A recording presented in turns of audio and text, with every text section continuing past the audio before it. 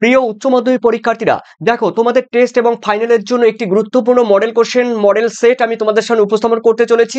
অবশ্যই এই মডেল সেটটি তোমরা একবার চোখ বুলিয়ে যাও। পরপর আমি তোমাদের কিন্তু কয়েকটি মডেল সেট আমি তোমাদের উত্তর সহ তোমাদের সম্মুখে আমি নিয়ে এসেছি। তো চলো দেখো মডেল সেটের মধ্যে কোন কোন কোশ্চেনগুলো গুরুত্বপূর্ণ আমি অবশ্যই দিয়ে দেবো এবং বলে দেবো। দেখো, তো বলা হয়েছে, দেখো এখানে উচ্চ মাধ্যমিক, দেখো তোমাদের ইভিএস প্র্যাকটিস বা মক টেস্ট তোমরা বলতে পারো, তবে অবশ্যই উচ্চ মাধ্যমিক পরিবেশ বিদ্যার ক্ষেত্রে এটি রয়েছে। তো দেখো উত্তর সহ পুরো আনসার সহ তোমাদের সামনে উপস্থাপন করছি, তবে এটি কিন্তু তোমাদের সেট নাম্বার 1। তো দেখো আমি প্রথমেই বলছি, দেখো টোটাল রয়েছে তোমাদের 24টি এমসিকিউ। বুঝতেই পারছো 24টি এমসিকিউ রয়েছে তোমাদের।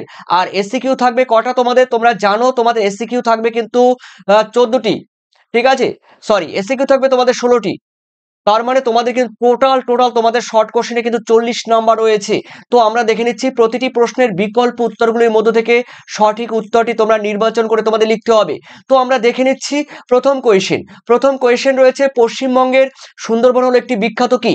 ম্যানগ্রোভ অরণ্য, বৃষ্টি অরণ্য, পর্ণমোচী অরণ্য, কোনোটিই নয়। এটি দেখো আমরা জানি, সবাই জানি ম্যানগ্রোভ অরণ্য বা লবণাম্ব উদ্ভিদ, ম্যানগ্রোভ অরণ্য বা লবণাম্ব উদ্ভিদ বা halophyte, A is the correct answer. এরপরে দেখে নিচ্ছি তোমাদের রয়েছে পরের কোশ্চেনে আমরা একটু দেখে নিচ্ছি ভালো করে। দেখো পরের কোশ্চেনটা দেখে নাও। পরের কোশ্চেনে রয়েছে তোমাদের একদম ক্লিয়ার করে তোমরা দেখে নাও। বলা হয়েছে ভারতবর্ষে কোন বিদেশি গাছকে সব থেকে ব্যাপকভাবে বনসৃজন করা হয়েছে? তোমরা জানো সোশ্যাল ফরেস্ট্রি রয়েছে, সেই সোশ্যাল ফরেস্ট্রির মধ্যে কোন বিদেশি গাছকে আমাদের ভারতবর্ষে সব থেকে বেশি পরিমাণে বনসৃজন করা হয়েছে? বাবলা, নারিকেল, তাল, আর অন্যদিকে রয়েছে ইউক্যালিপটাস। তোমরা দেখে নাও, eucalyptus, D is the correct answer, eucalyptus. Okay, এরপরে রয়েছে পরের কোশ্চেন, দেখো শিরীষ গাছের বিজ্ঞানসম্মত নাম কি? আমি উত্তর বলে দিচ্ছি, দেখো Cocos nucifera, C is the correct answer, Cocos nucifera.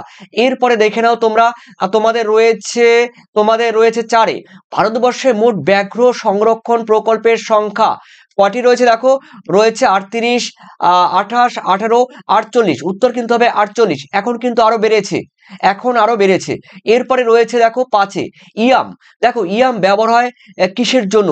দেখো জন্ম নিরোধক বড়ি হিসাবে ইয়াম ব্যবহার করা হয়, জন্ম নিরোধক বড়ি হিসাবে ইয়াম ব্যবহার করা হয়। ঠিক আছে, এটিও আমাদের উত্তর পূর্ব ভারতে পাওয়া যায়।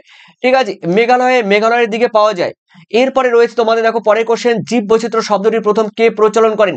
খুবই গুরুত্বপূর্ণ একটি কোশ্চেন। জীব বৈচিত্র্য শব্দটি প্রথম ব্যবহার করে ওয়াল্টার ডি রোজেন।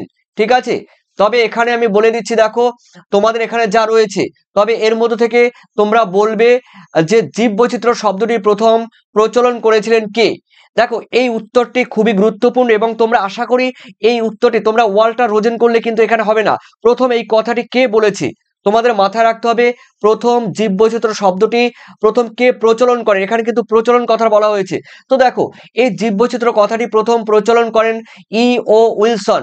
তার মানে এ ইজ দ্য কারেক্ট আনসার। এখানে কিন্তু তোমাদের নেই যে এখানে কিন্তু তোমাদের যেটি বললাম যে জীববৈচিত্র্য কথাটি প্রথম কে ব্যবহার করে, ঠিক আছে, ওয়াল্টার রোজেন এটা নেই, এখানে আছে ই ও উইলসন।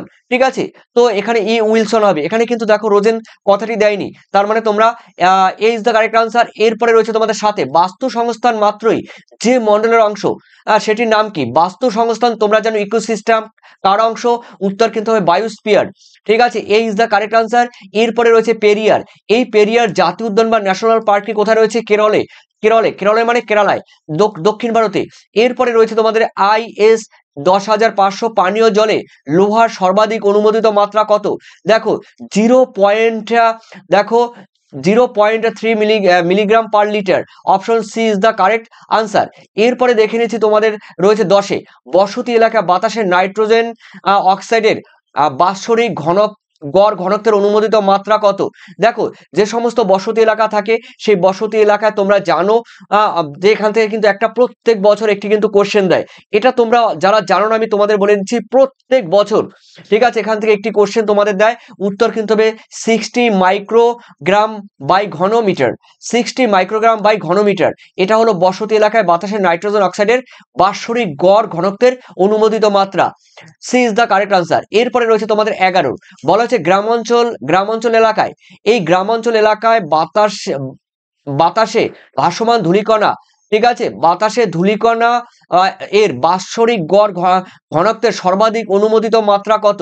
দেখো গ্রামাঞ্চলে তার মানে 140 মাইক্রোগ্রাম বাই ঘনমিটার, তার মানে C is the correct answer. ঠিক আছে, C is the correct answer. এরপরে দেখে নিচ্ছি আমরা 12 নম্বরের, ভারতবর্ষের চুল্লি আইন, চুল্লি আইন কত সালে হয়? 1923 সালে। তো B is the correct answer.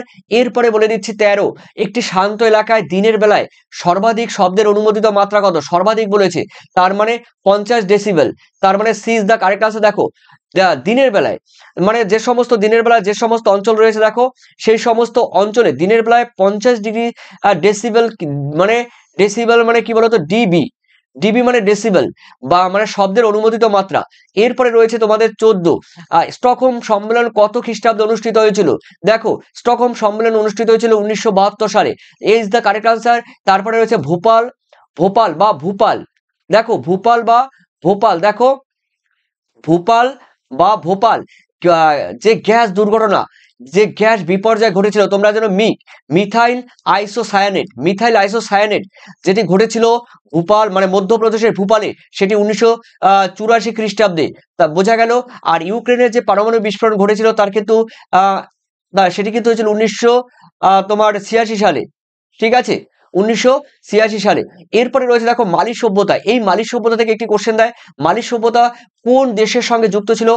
এটি কিন্তু কোন দেশ বলতে আফ্রিকা, আফ্রিকা মহাদেশে কিন্তু মালি সভ্যতা পাওয়া যায়। এরপরে আমরা দেখে নিচ্ছি তোমাদের 17তে বলা হয়েছে, দেখো প্রিয় শিক্ষার্থীরা, তোমরা যদি আমার এই ইভিএস পরিবেশবিদ্যা ইভিএস তোমরা যদি 2025 সালে তোমরা প্রত্যেকটি অধ্যায় থেকে এমসিকিউ রয়েছে, এসএকিউ রয়েছে, তারপরে ব্রড কোয়েশ্চেন বা অ্যানালাইটিক্যাল কোয়েশ্চেন, এই ব্রড কোয়েশ্চেন বা অ্যানালাইটিক্যাল কোয়েশ্চেন যে রয়েছে সেগুলো তোমরা উত্তর সহ তোমরা কিন্তু 2025 সালের জন্য তোমরা 2025 সালের জন্য সাজেশন পাবে, উত্তর পাবে, সঙ্গে প্র্যাকটিস সেট পাবে, ফুল ফর্ম পাবে, শব্দ ভান্ডার পাবে, বিগত সালের প্রশ্ন পাবে, টোটাল কিন্তু এই পিডিএফ এর মধ্যে তোমরা পেয়ে যাবে। তো চলো তাহলে দেখে নেওয়া যাক। তবে নিতে গেলে তোমাদের 7890404016 এই নাম্বার তোমরা কিন্তু স্ক্রিনশট দিয়ে রাখো, এই নাম্বারে আমাকে হোয়াটসঅ্যাপ করবে। ঠিক আছে, এই নাম্বারে হোয়াটসঅ্যাপ করলে তোমরা পিডিএফ পেয়ে যাবে। তবে পিডিএফ পেতে গেলে দেখো অবশ্যই তোমাদের কিন্তু 165 পে করতে হবে, পুরো ফুললি পিডিএফ পেয়ে যাবে। ওকে, এরপরে রয়েছে পার্থিব মূলধনের একটি উদাহরণ কি? দেখো জল রয়েছে, মাটি রয়েছে, উদ্ভিদ রয়েছে, এগুলো কিন্তু পার্থিব মূলধন। আর এগুলো কিন্তু দেখো সাংস্কৃতিক, দেখো সামাজিক রীতিনীতি, শিক্ষা, ধর্ম, এগুলো কিন্তু সাংস্কৃতিক তোমাদের মানে উপাদান। ঠিক আছে, আর আরেকটি রয়েছে মহাজাগতিক মূলধন, মহাজাগতিক মূলধন কিন্তু আলাদা হবে। ঠিক আছে, এখানে কিন্তু পার্থিব মূলধন জল। এরপরে রয়েছে 18, বলা হচ্ছে গৃহস্থালির বজ্র ফেলার জন্য শহরের নিকটবর্তী অঞ্চল থাকা দরকার, ভরাট করার মতো নিচু জমি। ঠিক আছে, গ্রাম অঞ্চলে বা পৌর উপকণ্ঠে ভরাট করার মতো নিচু জমি ইজ দ্য কারেক্ট আনসার। এরপরে রয়েছে তোমাদের 19, পৃথিবীর কত সংখ্যক মানুষ প্রতি বছর কীটনাশকের বিষক্রিয়া মারা যায়? উত্তর কিন্তু হবে দেখো 4 লক্ষ, একক, দশক, শতক, সহস্র, অযুত, লক্ষ, 4 লক্ষ মানুষ। এরপরে রয়েছে তোমাদের পরে কোশ্চেন, মাইক্রোরাইজার একটি উদাহরণ কি? গ্লোমাস, গ্লোমাস কিন্তু এই ইজ দ্য কারেক্ট আনসার। এরপরে রয়েছে তোমাদের 21, নিচের কোনটি সব থেকে উর্বর হিসেবে গণ্য করা হয়? অ্যালুভিয়াল মাটি বা অ্যালুভিয়াল সয়েল। এরপরে রয়েছে তোমরা জানো 22, পিট বা বোত মাটি সৃষ্টি হয় কোথায়? জলাভূমিতে, এই ইজ দ্য কারেক্ট আনসার। 24 রয়েছে কৃষি সেচের জলে লবণাক্ততার উচ্চসীমা কত? উত্তর কিন্তু হবে 10 পিপিটি। ঠিক আছে, B is the correct answer. এরপরে রয়েছে জমিতে অত্যাধিক পরিমাণে জল সেচের ফলে কি পরিবর্তন ঘটে?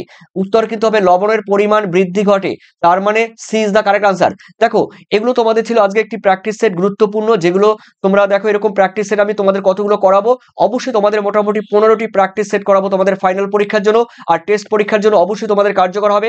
তবে তোমরা কিন্তু অবশ্যই তোমাদের মূল্যবান কমেন্ট সেকশন আমাকে জানাবে। থ্যাংক ইউ তোমাদের টেস্ট ফাইনাল সবার জন্য পরীক্ষা বেটার হয় এই আশা কামনা করি। Thank you, best of lakh.